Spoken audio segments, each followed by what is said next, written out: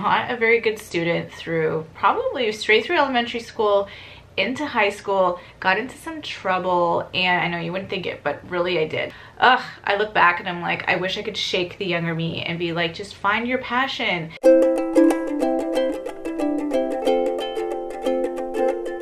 Hey guys, it's Joanna. So I wanted to talk to you guys today about my career path and business and following your dreams, and then I have a big announcement at the end of this video. I don't have my typical setup because I'm filming a day in the life, I'm filming a few other things, and today is when we are launching this big surprise on my new business partner, Amanda Muse's Facebook page, her Facebook Live. I'll make sure I link that below so you can get more information, but I'm saving that to the end. Today I wanted to talk to you guys about careers and, you know, what the hell are you supposed to do with your life? The journey I've been on.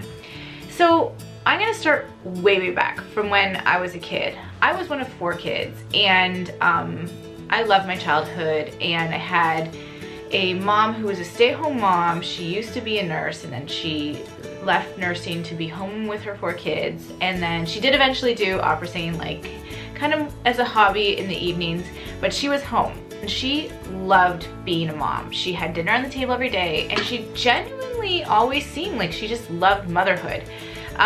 Now she had her schedules and her routines, and she would build breaks in her day kind of like I do, but overall she thrived being a mom. And when I watched my mom being a mom as a kid, that was something that I always felt I wanted. I would actually mimic her and carry my dolls around the house, pretend to breastfeed them, and then pretend to be pregnant, and from a very young age, just wanted to be a mom. I wanted to have a lot of kids. Actually, I was one of 4 kids, and I didn't think I wanted to work. I've always been an artist, and I thought maybe I'd want to be a children's book illustrator, but the buck stops there. That was it. I thought other than that, I wanted to be home with my kids.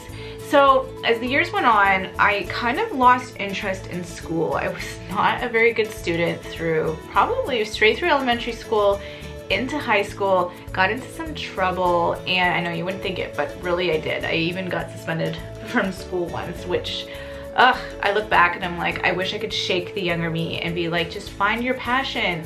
So anytime anything came to art, I did really well. And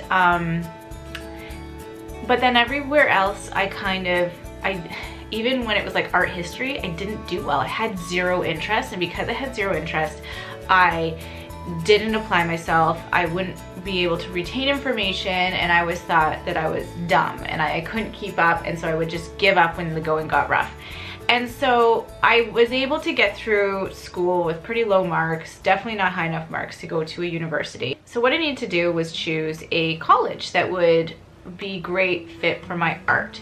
So from high school, I went into, I still didn't know what I wanted to do. I was thinking of being a teacher, but then I went and I actually was dating Mike at the time, my now husband of 10 years.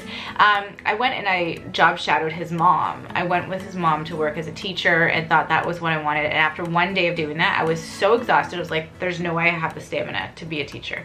So that was out. I should mention I had many jobs while I was in high school. Everything from selling glasses to working at a farmer's market to being a camp counselor. I always loved to work. I always knew I loved working, and school for me was like I was never passionate about it. When it was time to figure out what I wanted to do, I didn't know.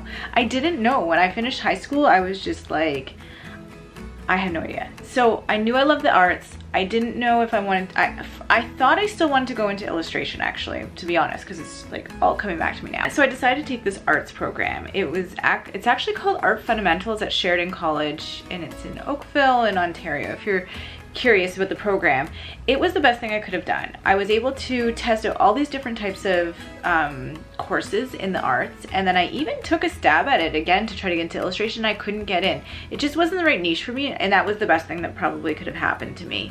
So I decided from that I wanted to go into interior design. I really love rendering, and rendering basically like creating the concepts for rooms and doing the drawings for that. So that was really fun for me. The first time I truly started thriving in school was when I was in this Art Fundamentals course. I just loved it. I was passionate about it. I met people that were similar to me, and I was starting to get really fantastic grades. Then I went into interior design from that. And when I was in the interior design course, again, I was really passionate. There were definitely courses, the more creative ones and free ones I felt very passionate about. I did struggle a bit in the technical courses just because it wasn't my interest.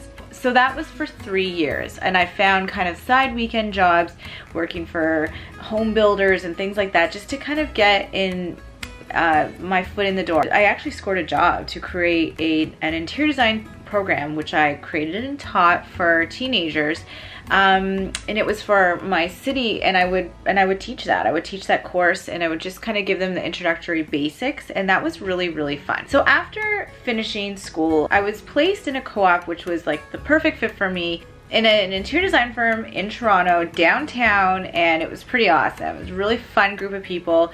We used to design casinos and restaurants and hotels, and although it took me a while to kind of get the hang of the technical side, I feel like I really thrived there for a while. Through that time, I got married, and then I eventually got pregnant, and it was when I was pregnant and trying to take this train into the city every day, big and pregnant, and just had some complications with that pregnancy that I ended up leaving that job.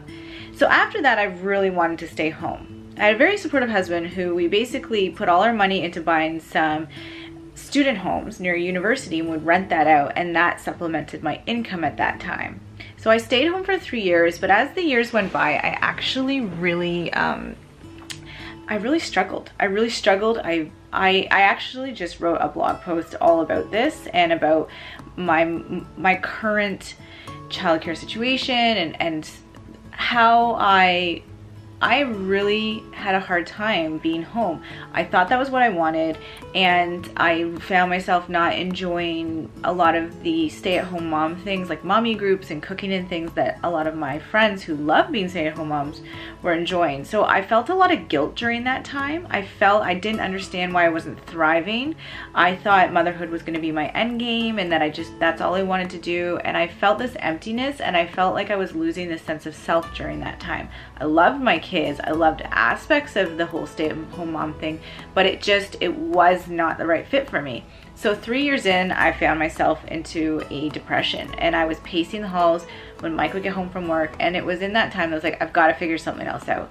So before actually going back into the working world, I tried a few things. I tried to start an Etsy shop. I made like baby headbands and some paintings and things, and that just like never took off. Through this whole time, Mike was so supportive. Like, he just was always there for me, always helping finance whatever crazy idea I had, but he always believed in me. I think he knew that I did have a fire in me and that something one day would stick, and just to kind of like, and that I was happier even sometimes when I was failing, just trying new things and being adventurous and trying to figure this phase of my life out. So I eventually did go back out into the interior design world. I got hired by a firm that did residential design, and it was a pretty fun, glamorous job, but it was just not the right situation with being a mom and balancing that, and kind of like just not the greatest support from bosses and things as well as being a mom. And it ended up in a bit of a stressful situation. So I ended up leaving that job and starting my own company, which was Nesting Story. And Nesting Story went through a few changes. I think initially I thought it was going to be kind of like a baby concierge service, and then I switched it to an interior design and mural painting service, which actually was doing really well. I was getting some great interior design jobs, and I would always focus on children's spaces. I was landing some great murals, and so things were thriving, things were booming. And then I found out I was pregnant with twins. We had been trying for a while, and when I found out I was pregnant with our twins, I had to stop because I was always on ladders and I was exhausted. I was so sick during that pregnancy, so I just kind of put Nesting Story on hold. And it was during my twin pregnancy that I was just more wanting to reach out to moms, and I found there was a lack of twin moms out there who had a positive spin. And this was like 3 years ago now. I just was feeling very alone. I needed that rope. Someone needed to throw me that rope and tell me that life is not over. You can still be you and be a mom, that they're a part of your world. They're not my whole world, and that I can still have that I can still be, I won't lose myself again like I once had. So I decided then and there that even if it was just a hobby, when the dust settled, I would start a parenting blog. And I had a lot of encouragement from friends. It was like, you really need to start a parenting blog. I think because I was always very honest about motherhood.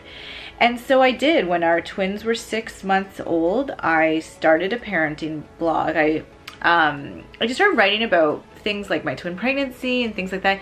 And immediately it took off. And it took a couple years to figure out the business side of blogging and how to monetize it and all of that. And then when I was wanting to start telling some of my stories, I was like, you know, video would tell this better. So then I just made a couple YouTube videos, and these YouTube videos just like did really well. One was my day in the life one, and then the other one was how to tandem breastfeed twins and a twin nursery tour.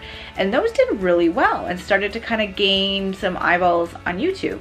And I was really realizing I loved video. I still love blogging, but there's something about being able to share in real time on YouTube that's different than blogging. And that is where, and I love the editing process. It's so fun.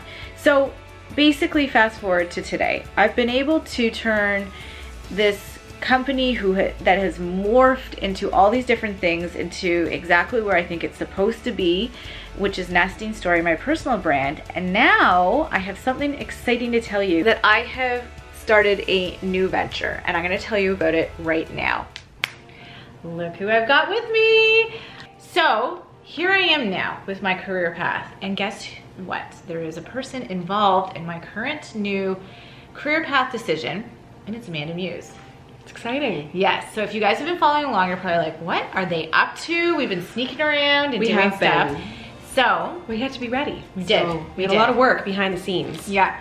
So this week we are launching our own brand new company called Story Muse & Co. I was so excited. I feel like we just had a baby. We're like, we're giving birth. Yeah, honestly. Yeah, it's very exciting. So basically, long story short, and like I said, I'm gonna add the link below to our longer version of Amanda's Facebook Live show where we're announcing it and everything. Yeah, we dive deep.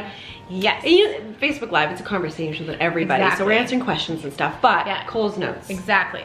So basically, the bottom line is we felt there was a underrepresentation of women, especially moms, in the YouTube space and online video, and also there's a lack of education geared towards that demographic. Totally. And because there's a lot of people who have a story to tell, but if you're anything like us, like your time is so limited. So limited. Yeah. And you can't excel at everything. So this is where we want to come in and help educate. Yeah. You know? So basically, we're going to be offering services, we're going to be consulting, and we're hopefully going to be speaking on the topic and helping. We feel like there's a place for everybody, and if you have a business, or if you're in the blogging world, or if you're trying to do the video thing, or whichever, help you find your place in that world, give you the tools and education. I like what you said about there's a place for everybody, because I think sometimes what can prevent people from following their dream is they think, well, it's been done before. Yeah. But the thing is, you haven't done it. Yeah, right? It hasn't been said by you.